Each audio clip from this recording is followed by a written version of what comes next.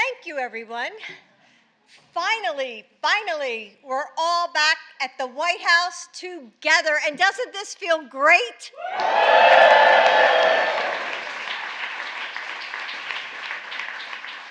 Kamala, Doug, Joe, and I are honored to welcome you to this year's White House Pride celebration. And truly, it's so wonderful to be with so many friends. You know, early in the campaign, Doug Chaston and I had the chance to come together for a Pride event. Do you remember that? I do. And it was, yes. In Las Vegas, I remember. So it was late on a warm October night in Las Vegas, and we were all candidates' spouses at the time, but there was an energy in the air that brought us all together, and we had the chance to get to know one another. And we made a promise then that our next Pride celebration would be on the South Lawn of the White House.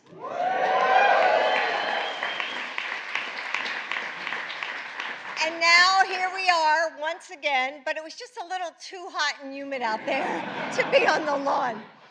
So every year that we gather here in our nation's capital is a reminder of just how far we've come, that we have LGBTQ leaders at some of the highest levels of government.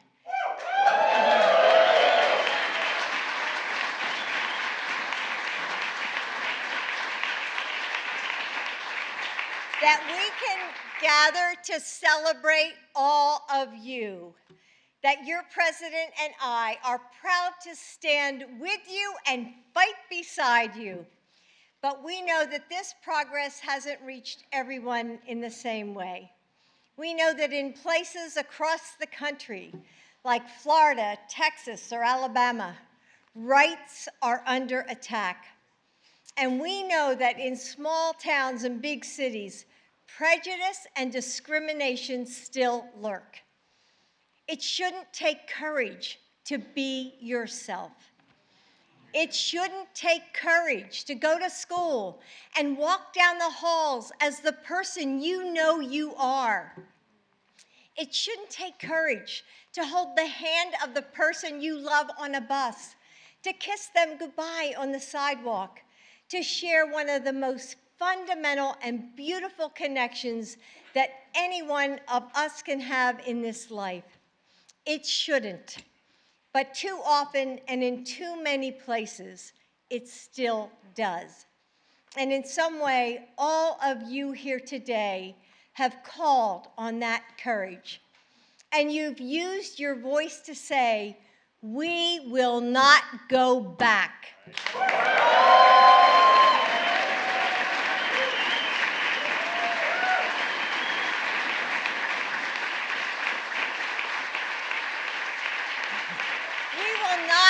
The progress that we fought for slip away.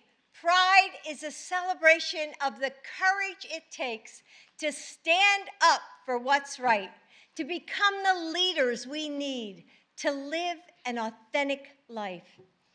We recognize it as an act of bravery and beauty, of daring and defiance, and we look forward to a time when that courage is no longer needed, when all people in all places can feel the freedom and the joy that we feel here today. What Joe said 10 years ago was right. Love is love.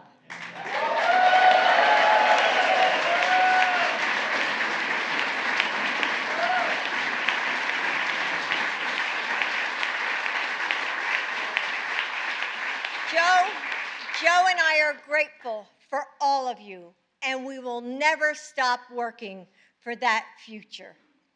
So now I'm so proud to introduce our next speaker. I'm always impressed when young people are brave enough to come to the White House and speak in front of so many leaders. But after organizing a walkout at his high school to protest the Don't Say Gay bill, leading a rally of his peers,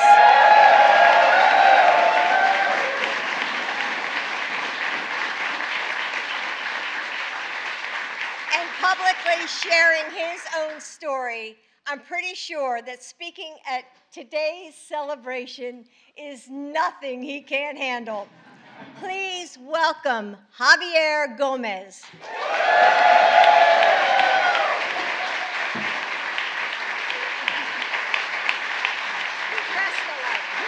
Yes, we press the light.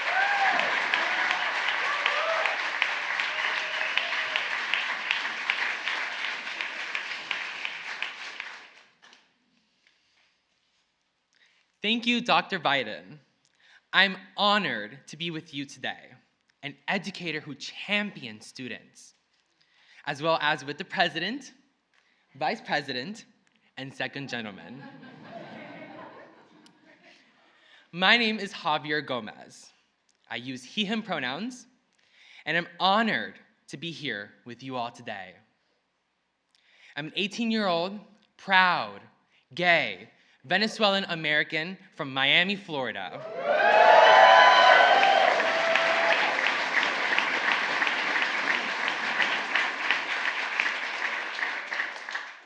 I graduated high school last week, and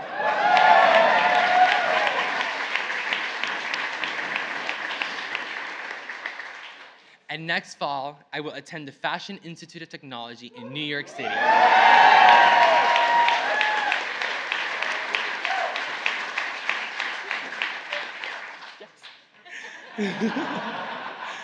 Oh my God, the vice president told me it was a big deal. Oh my God.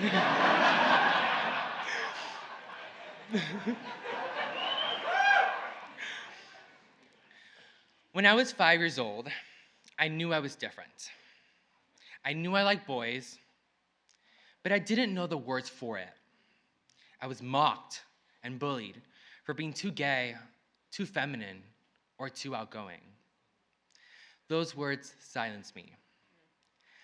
But I had an escape from this. My openly gay 5th grade teacher. He created a classroom that made me feel welcomed. I even remember noticing his rainbow socks.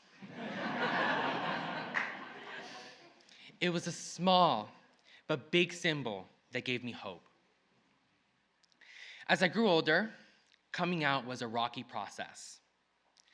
But my 5th grade teacher provided me the support I needed to understand my identity. I fear other students in Florida and across the country would not be able to get the same support because of hateful legislation like the Don't Say Gay bill. But my presence here is a testament that we are fighting back.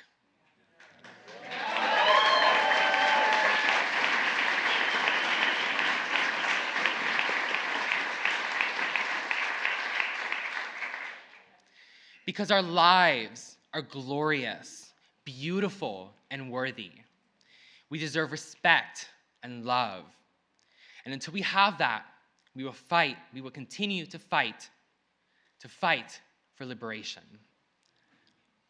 For months, I've been proud to work side by side with fellow students and allies in the community to fight back against this legislation that seeks to make schools in my state a more dangerous and hostile place to be LGBTQ+. We have traveled endless hours to Tallahassee to advocate and testify against the Don't Say Gay bill. We organized school-wide walkouts and rallies. And we looked into the eyes of those pushing this cruel and dangerous legislation and said, it's okay to be gay.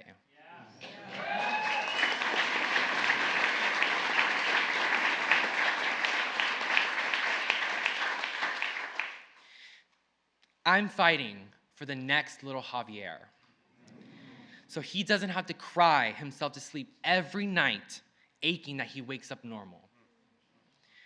To all the supportive parents, youth activists, teachers, and allies, I am proud to stand here today with you and with a true leader.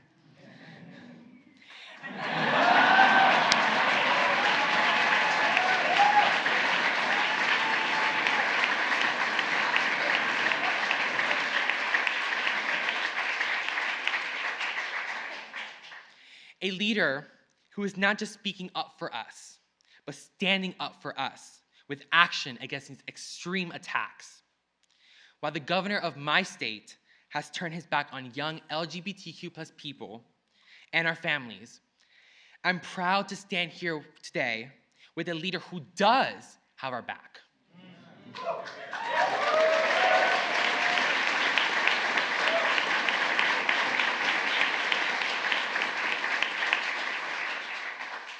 It is my greatest honor to introduce the 46th President of the United States of America, President Joe Biden.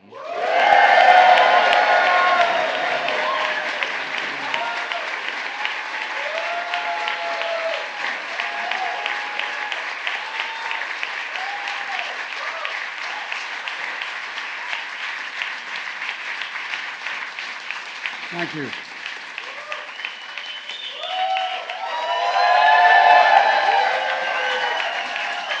Thank you.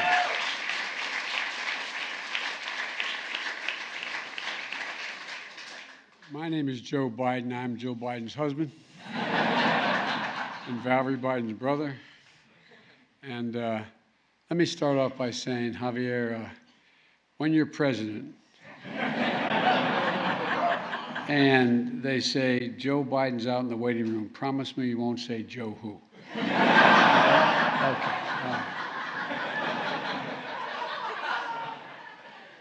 Thank you for that introduction, Javier, and for your incredible leadership and at such a young age down in Florida. You know, who knows, maybe, as I said, someday you'll be standing here. And Jill just mentioned, along with Kamala and Doug, it's great to see so many friends, and I mean that, friends here on Pride Month, here in the White House. Speaker Pelosi is here, God love her. Thank you, Madam Speaker.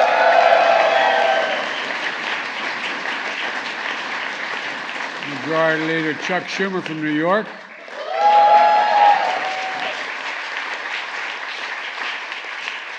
Senator Tammy Baldwin is here, too.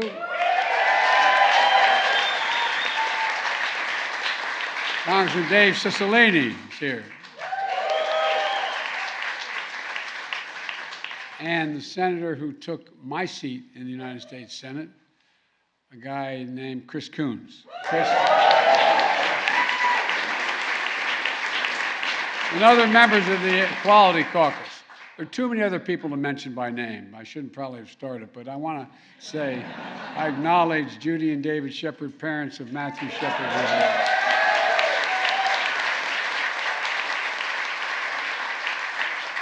We spent some time together at a very difficult time, and at the time.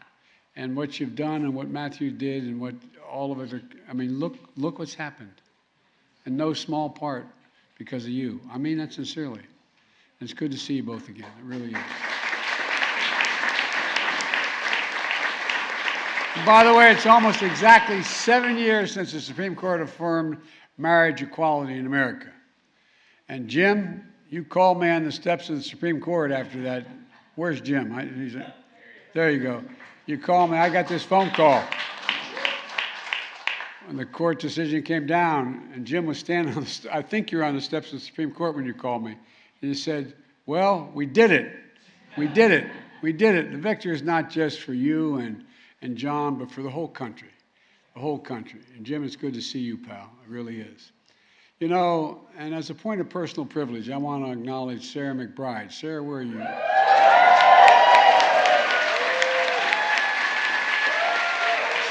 Sarah used to work for our deceased son, Beau, in the Attorney General's office in Delaware. She's the first transgender state senator in history. And when I served as vice president, Sarah was an intern in the White House as well. That's why I kept my office going.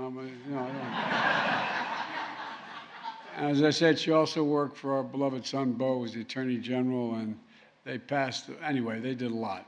They did a lot together. Sarah, you're wonderful to see you, kiddo.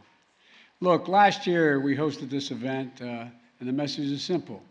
Pride is back at the White House.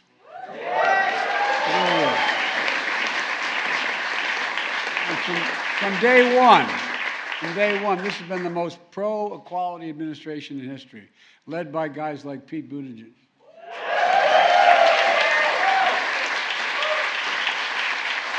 And so many others. I think we have more LGBTQ plus people than any administration or every administration combined. No, I really mean it. I totally mean it. Because I promised when I got elected, I wanted my administration to look like America across the board. And we've done that. A record number of out and proud appointees at every single level of our government. And as I said, you know, Secretary Buttigieg, who needs no introduction, is doing an outstanding job of rebuilding America. And I mean that in a literal sense, and not just in terms of what he's doing in transportation, but he's helping rebuild pride in America. And you know,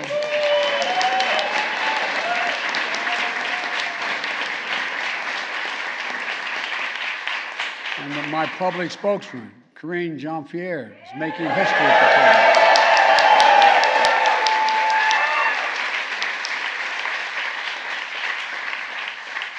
We're also joined by the Assistant Secretary of Health and Education and Human Services, Admiral Rachel Levin. And Undersecretary of Defense, Sean Skeely. Where's the Undersecretary of Defense? There you go. Thank you very much for being here. The first and second transgender Americans to be Senate confirmed in American history. Let me say, as Commander-in-Chief, I'm proud to have ended the un-American ban on transgender Americans serving in our military.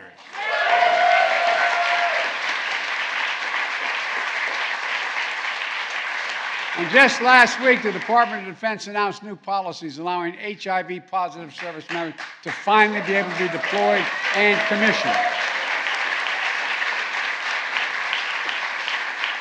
I'm also proud to have signed an executive order on my first day in office to combat discrimination against LGBTQI, plus Americans in housing, in healthcare, in education, in employment, financial services, and the criminal justice system.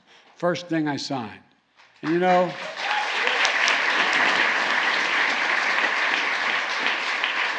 no one knows better than the people in this room we have a lot more work to do.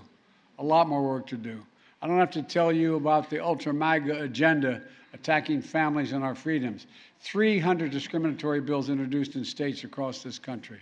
In Texas, knocking on front doors to harass and investigate parents who are raising transgender children. In Florida, going after Mickey Mouse, for God's sake. That's straight close to home. No, but think about this. All of you in this room know better than anyone that these attacks are real and consequential for real families. For real families. Just look at what happened in Idaho last weekend. 31 white supremacists stopped just before they reached the Pride celebration, where they apparently planned to unleash violence on people gathering peacefully in a show of their pride. I'm grateful for the swift response of law enforcement, and they responded. They responded. Violent attacks on the community, including ongoing attacks on transgender women of color, make our nation less safe because the attacks are more than ever last year, and they're on pace again this year. They're disgusting, and they have to stop. Right now, there are young people sitting in their bedroom, doors closed, silent, scrolling through social media, staring at the ceiling, wondering if they'll ever be loved, ever marry, ever have a family and be accepted by their own family sometimes.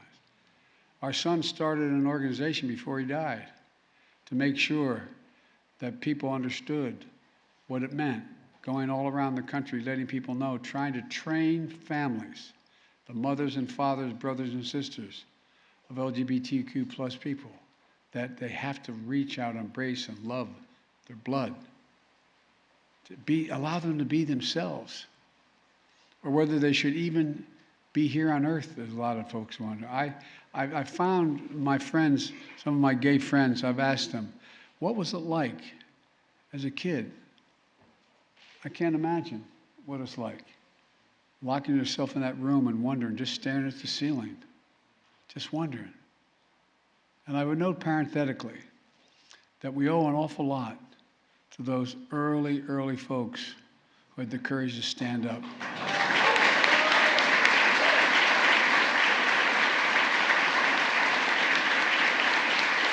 No, I really mean it. The message then was not only could you be physically beaten, but you'd lose your job. You couldn't, we owe so many people. And my message to all the young people, just be you. You are loved. You are heard. You are understood. You do belong.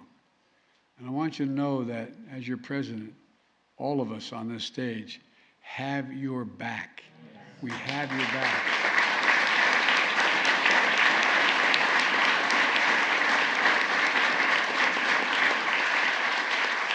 We see you for who you are, made in the image of God and deserving dignity, respect, and support. Today, I'm about to sign an executive order that directs key federal agencies to protect our communities from those hateful attacks and advance equality for families. My order will use the full force of the federal government to prevent inhumane practices of conversion therapy. This is the first time the federal government is leading a coordinated response against this dangerous, discredited practice. The executive order will also support mental health for children by addressing bullying and suicide and making our schools safer. Addressing the nation's mental health crisis is a key pillar of the unity agenda I announced in the State of the Union address. My executive order also will take on discrimination that children and parents face in foster care. I'm also going to support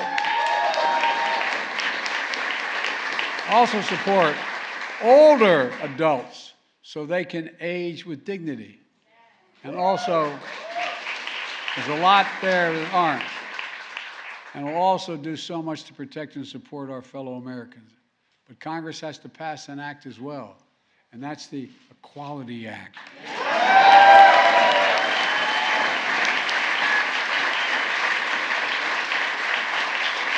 Which will enshrine the long overdue civil rights that protects all Americans, every American. Let me close with this. We're in a battle for the very soul of this nation, and that's not hyperbole. We're in a battle for the soul of the nation. When I look around this room here and all you here today, it's a battle I know we will win. We will win.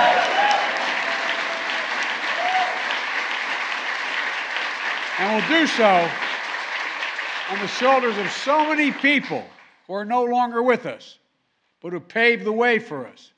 People like Gloria Allen, known as Mama Gloria, who transitioned in 1950s and who passed away just 2 days ago. People like the legendary advocate, Mr. Vad.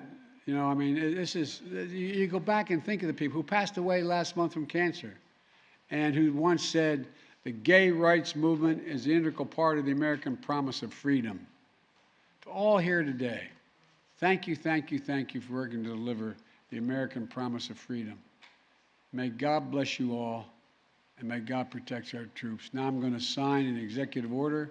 Joining me will be a group of young people who are standing up for equity and a promise of freedom, as well as a few other folks. So, folks, thank you. I know you've been standing a long time. Just sort of lean against one another. You're so crowded. We'll all work out, okay? Thank you. Thank you.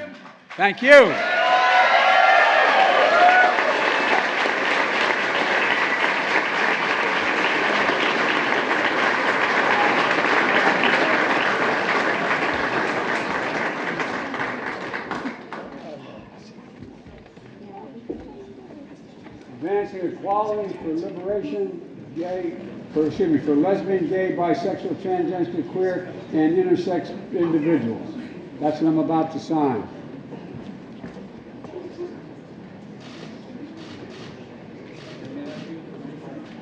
And we usually give a pen to everyone who's part of this, but I only have one with me today, and Mr. President, it's yours.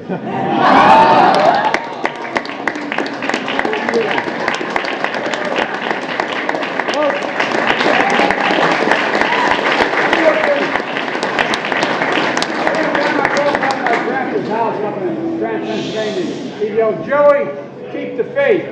Our grandmother yelled, no, spread the faith. Go spread it. Let's go.